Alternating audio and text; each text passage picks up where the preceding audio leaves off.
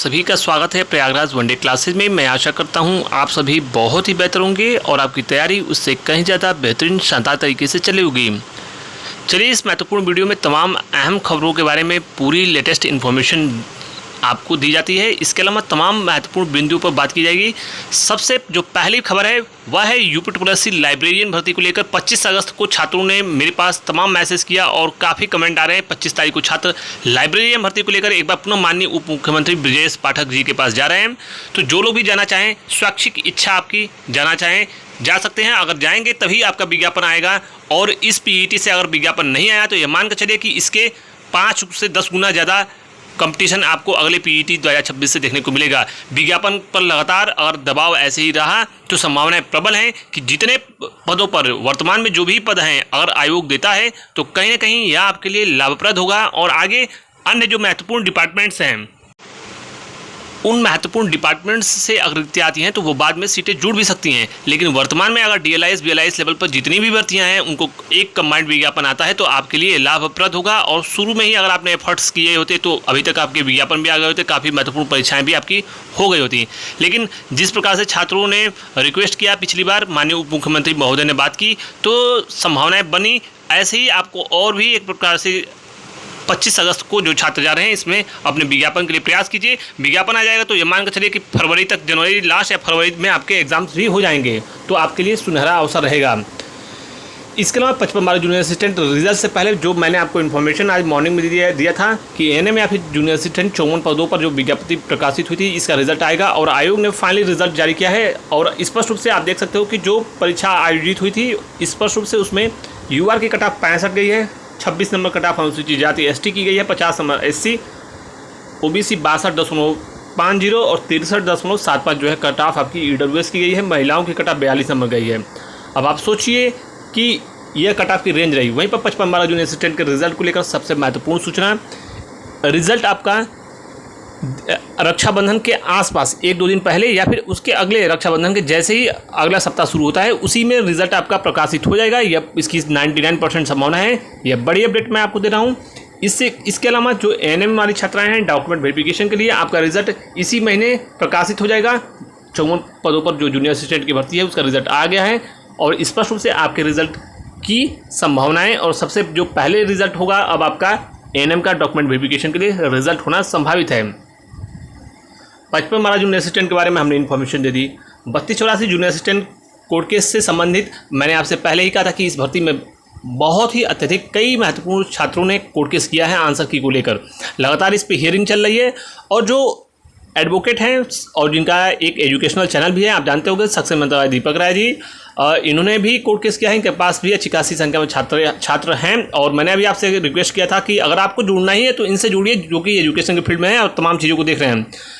बहुत जल्द आपके कोर्ट केस को लेकर इस पर सकारात्मक खबर आपको देखने को मिल सकता है। संभावना है कि सितंबर के प्रथम पखवाड़े में ही इस पर कुछ बड़ा सकारात्मक अपडेट और खुशखबरी तमाम उन छात्रों को देखने को मिल सकती है जो छात्र कोर्ट केस में याची बने हैं। और इस प्रकार से संभावनाएं प्रबल है कि अगर कोई फैसला सकारात्मक आया तो तमाम छात्रों को उसका लाभ मिलना संभावित है। देखना होगा याची लाभ मिलता है या फिर अन्य तमाम महत्वपूर्ण छात्रों को सभी प्रकार के लाभ मिलते हैं।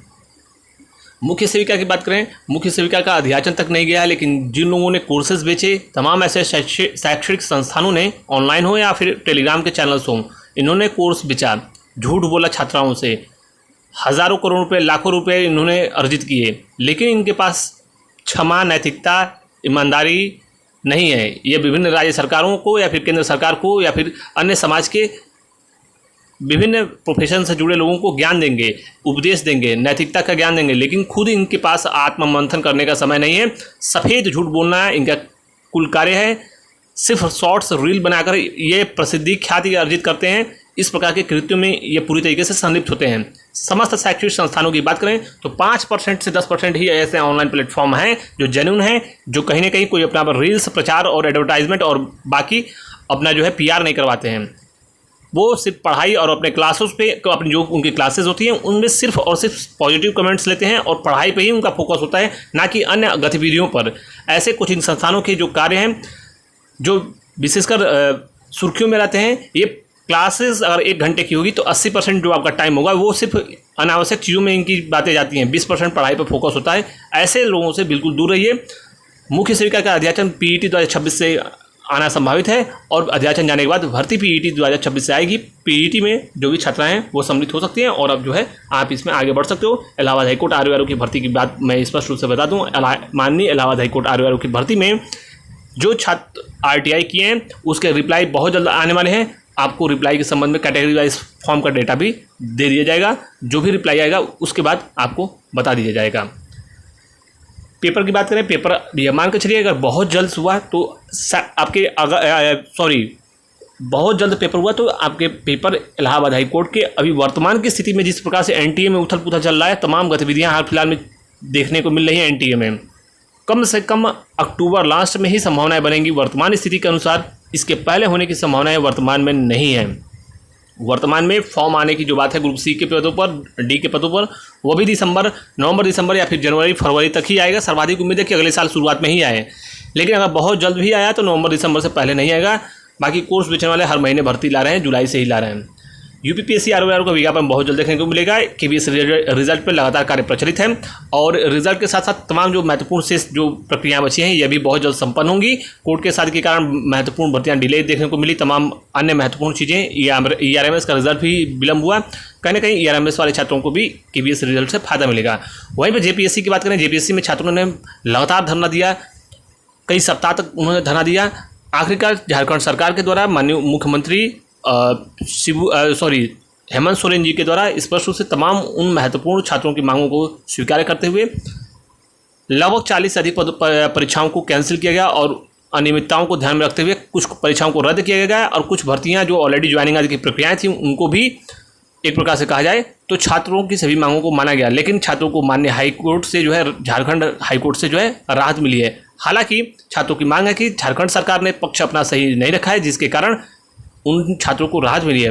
देखना होगा कि झारखंड सरकार और जो भी उनके लीगल जो चीज़ें हैं, देखिए कोई भी अगर फैसला आता है तो उसका एक जुडिशियल में जो है वो और जुडिशरी में जाता है तो वो रिव्यू होता है।